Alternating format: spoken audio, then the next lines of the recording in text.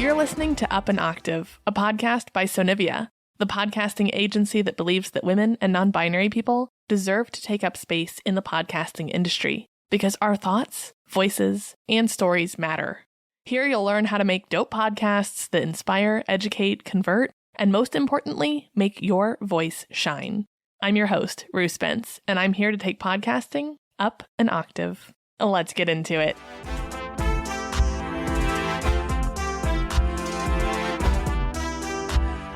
Welcome back to Up an Octave. Today we are tackling the elephant in the studio, perfectionism. This is something that comes for all podcasters. Whether you're trying to get up the gumption to record your first episode or you're going into episode 250, I can almost promise that you deal, or at the very least have dealt with, perfectionism. It's something that I absolutely still go through, especially because I am producing a show where I talk about being an expert. Because of that, I feel like I need to show up as my best self, and a best self that doesn't necessarily even exist.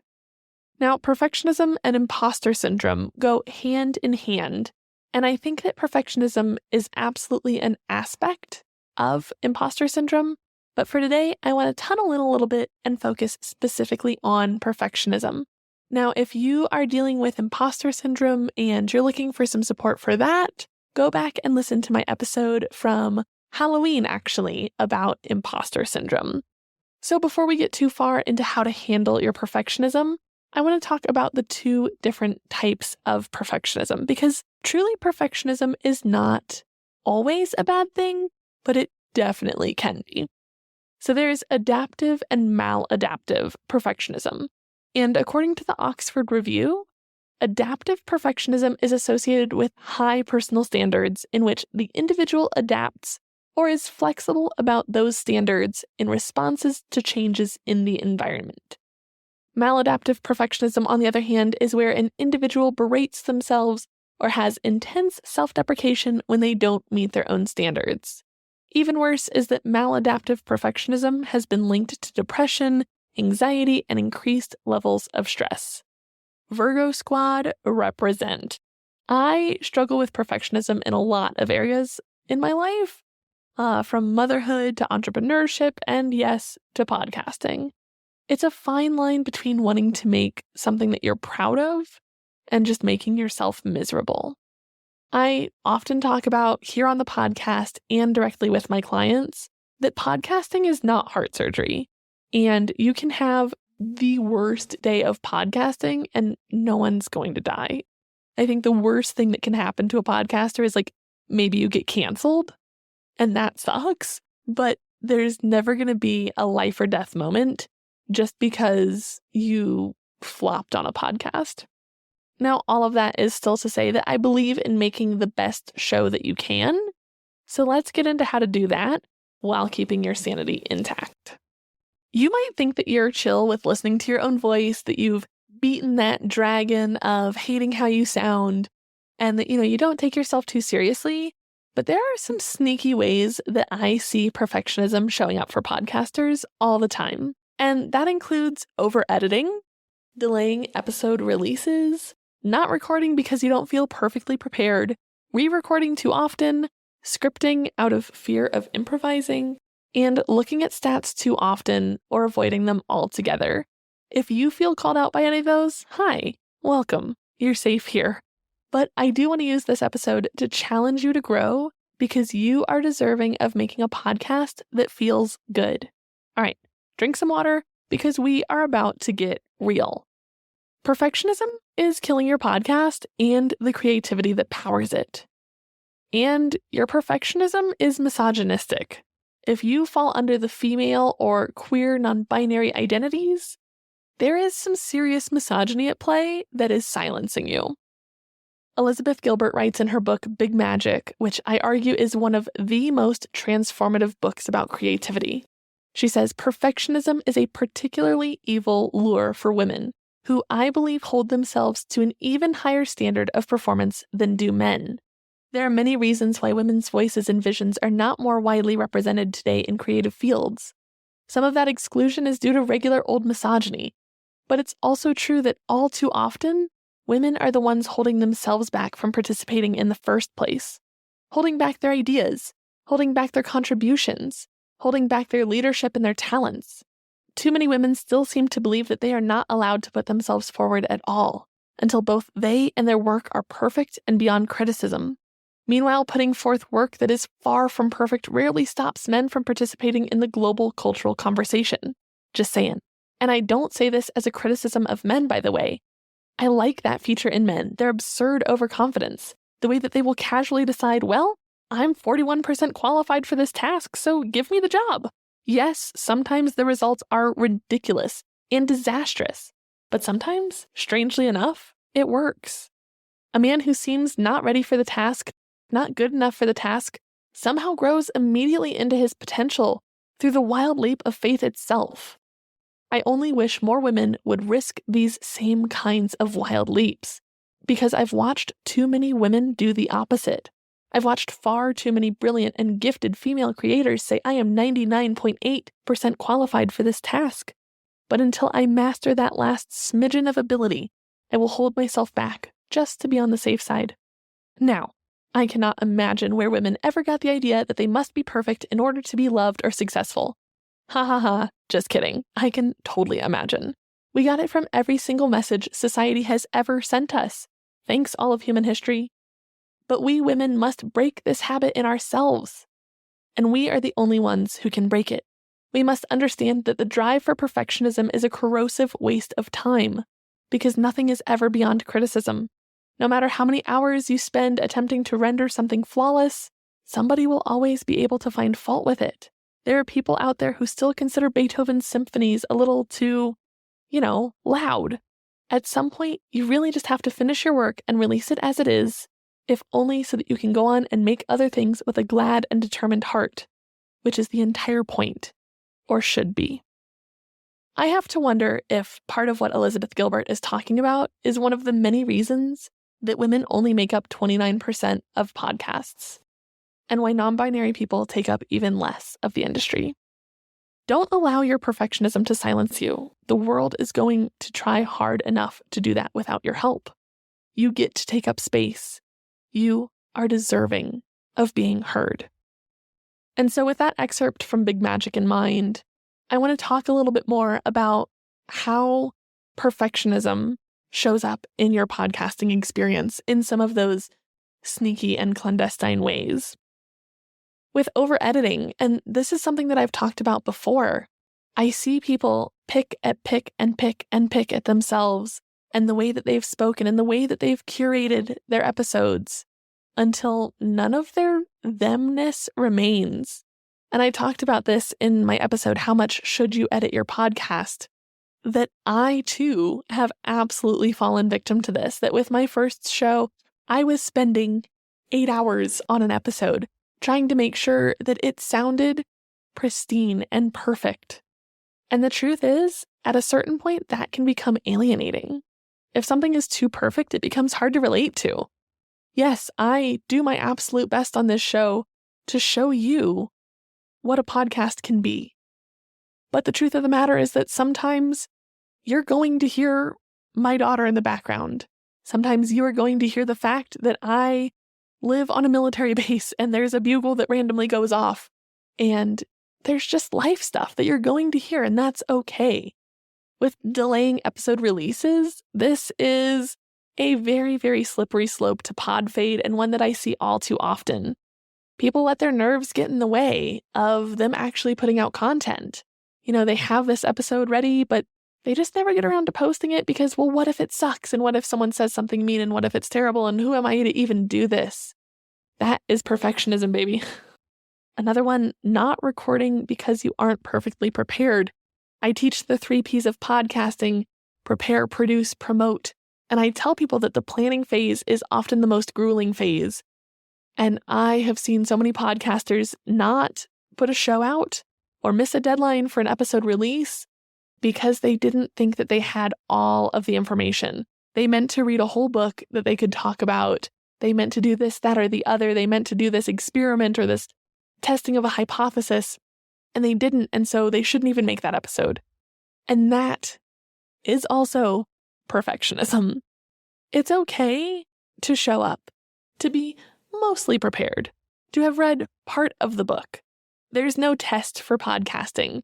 Even if you haven't had a chance to do all of the things you were hoping to for an episode, don't let that little 30% or whatever be what stops you from still connecting with your audience. Re-recording too often. This is some feedback that I get from my clients or, people who become aware of what I do. They're like, oh, I bet, you're just first take perfect. And that is absolutely not the case.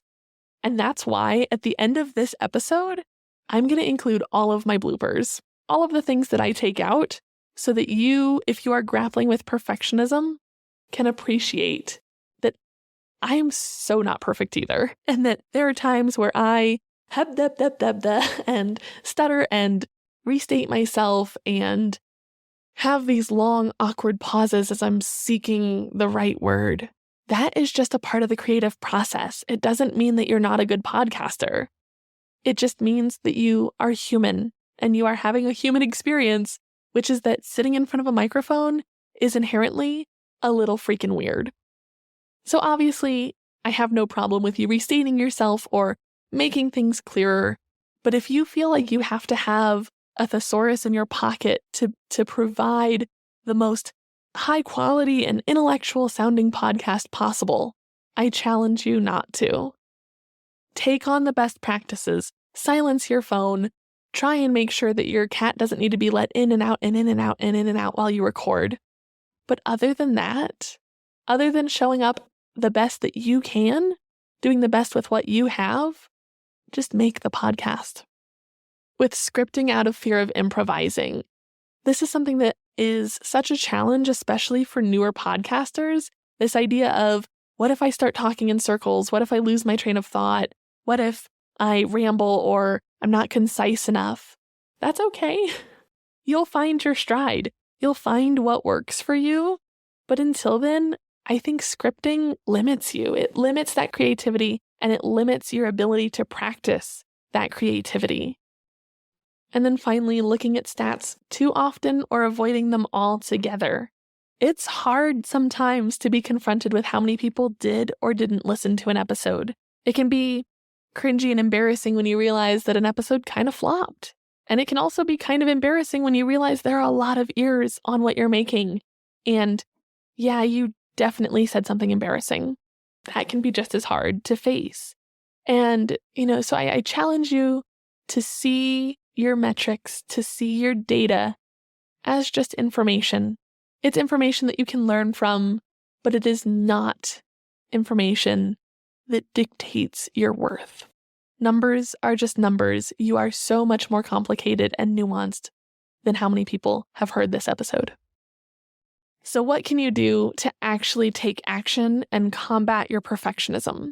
Podcasters grappling with maladaptive perfectionism can try out several different strategies to reduce the impact and create a healthier approach to podcasting. Consider setting realistic goals for your show and for your expectations on creating content. Now, this is something that's going to look different for everyone and every show, but remember that podcasting is a marathon and not a sprint. Instead of focusing on a goal related to, I want to have 1 million downloads, focus on a goal of just putting out an episode every single week for 6 months. See what that does to your download data. The fact is that consistency is so much more important than virality, than catching any algorithm. Just continuing to show up is going to define how successful your show is. Set clear deadlines. Hold yourself to deadlines for each phase of producing your show. This one is a game changer because if you limit yourself to, okay, ideation needs to take this long, recording and editing needs to take this long, I need to get it out by this date. That can help you so much with not getting so in your head. If you are working up to a deadline, it's a little harder to have the luxury of criticizing yourself. And this is somewhere else that having a co-host who can keep you accountable is so helpful. We've recently talked about having a co-host and whether or not that's beneficial for your show. This is somewhere that it is incredibly helpful. If you have really loose deadlines or no deadlines at all, it's easy to just keep tweaking and tweaking and tweaking and tweaking until you have made yourself absolutely mad and have also lost all of the integrity of what made your show what it was. And to piggyback off of that, limit your editing time. Give yourself an appropriate amount of editing. You know how long that is. If you know that it usually takes you, say, 4 times the length of a raw recording to edit, set a timer for that length of time and keep yourself to that time frame. This helps you avoid getting stuck in an endless cycle of edits, because trust me, you will go back every time and hear something else that needs to be tweaked or changed or redone. Think about what the most important things for you to edit out are and loosen your standards elsewhere. So if you know that you hate big breaths or ums or false starts or where you have to restate yourself, take that out and let the rest slide. That keeps you human. Remember that some imperfections make you sound like a person. And in an era of AI-generated voices, I think that sounding human is becoming a superpower. Remember why you're making your show. If your goal is to win a slew of awards for amazing production, then sure, you need to make the best show ever made. But if your goal is to show up for your audience, focus more on just making the thing. Focus more on the person that you're talking to. Imagine that you are talking to your best friend. Do you feel like you have to show up a certain way? I hope not. Try and show up more like that for your audience. Trust me, they want to hear you be you. That's why they're listening to you and not a million other shows that exist in your niche. And be gentle with yourself. This one is huge in overcoming and healing from perfectionism. Give yourself the compassion that you would give to anybody else. And part of that is a muscle and comes with just practicing and doing it over and over and over and desensitizing yourself to your own voice. But, part of it is very, very intentional. And the more that you can be aware, oh, wow, this is some perfectionism that I'm having right now. This isn't serving me. I need to release that. The more that it's going to become natural and easy. And believe it or not, the better your show will get, the more you show yourself compassion.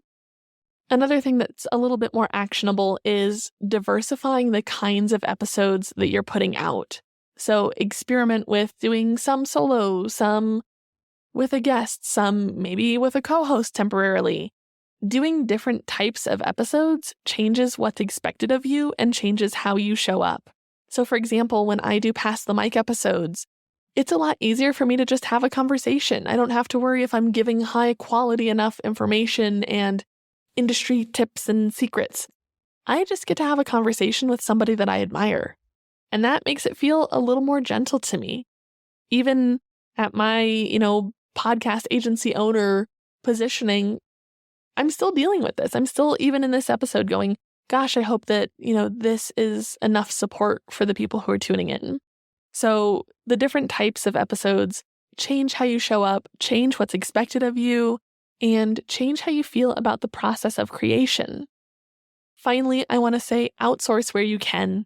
If editing is such a barrier and you feel like it just makes you realize how imperfect you are and how much you suck and how much you should just give this up, if those are the feelings that you're having, consider outsourcing. Because sometimes it's one of those things where it's like we stare at something so long that it loses all meaning. I think that is true with hearing your own voice too, that you're like, oh my God, I know that I know that I said this wrong. And it's something that wears on you. And if you can just be like, cool, I did my best. I recorded it. Here you go, somebody else. That freedom helps you not have the opportunity to get so in your head about it. Psst. Hi, I'm interrupting the show to tell you about something special, a chance for us to connect one-on-one. Whether you're thinking about starting a podcast and aren't quite sure where to begin, or maybe you've got a show already, but you're not sure how to grow, I want to let you know about my free consultations. Yep, that's right. Absolutely free. No strings attached, no pressure, just a chance to chat with your fairy pod mother, that's me, about turning your podcast dreams into reality. You'll walk away from our conversation with actionable steps to take, whether or not we end up working together. Think of it as a gift to you and your show as a thank you for listening to the podcast. If listening to me here isn't enough and you're ready to take the next step, let's chat. Find the link to book in the show notes. Now back to the good stuff. All right, today's question comes from ShyAnne, and ShyAnne says, I've noticed some podcasters talking about using ring lights during their recordings, even if they're not filming video. Can you explain if there's any benefit to using a ring light for audio-only podcasts, or is it purely aesthetic? So this is an interesting question, and I think that potentially people are just using it because it makes them feel very much in their influencer era, but most likely the reason that people are using ring lights when recording audio-only podcasts is that they're still recording video. They're just maybe not publishing their episodes as video episodes. So a huge tactic is to use video clips as like talking head reels on Instagram or TikTok. So even if you're doing an audio-only show, some people will still record snippets of themselves recording to then share in that promotion phase on social media. That would be my guess of why people are using ring lights. But other than that, I think maybe it just changes how you show up. It's that idea of, we talked a lot in the pandemic for the people who had to work from home of like, still get dressed, still show up. That even if you are only recording on audio, maybe the ring light is helping them get into that mindset for how they want to show up during their recording. But from a technical and scientific, I guess, aspect, the reason that I would 99% take a gander to say is that it's because they are creating social media clips during their recordings. I hope that that's helpful. Thank you so much for your question. And if you have a question, you can write in at rue.sonivia@gmail.com, or you can shoot me an Instagram DM at Sonivia Studios. That is it for today. I will be back next week to talk about studio spaces and where you can record your podcast if, just finding a space to record is a barrier. So thank you so much for listening today, and please make sure that you are subscribed to the show so that you don't miss an episode. And like I said, come hang out with me on Instagram at Sonivia Studios. I share some more fun tips and tricks and just commiserate with the experience of podcasting, because it can be kind of a mind F. It can be lonely, and it can be hard to combat your own sense of perfection. So thank you for being here.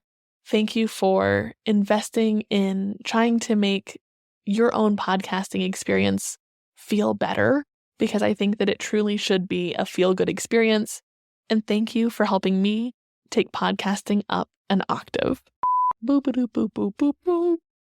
So before we get too far into how to handle your imposter, now, all of that is to say, of course, I'm 41% because I've watched, but and I tell people that or false starts where you have to restart to still,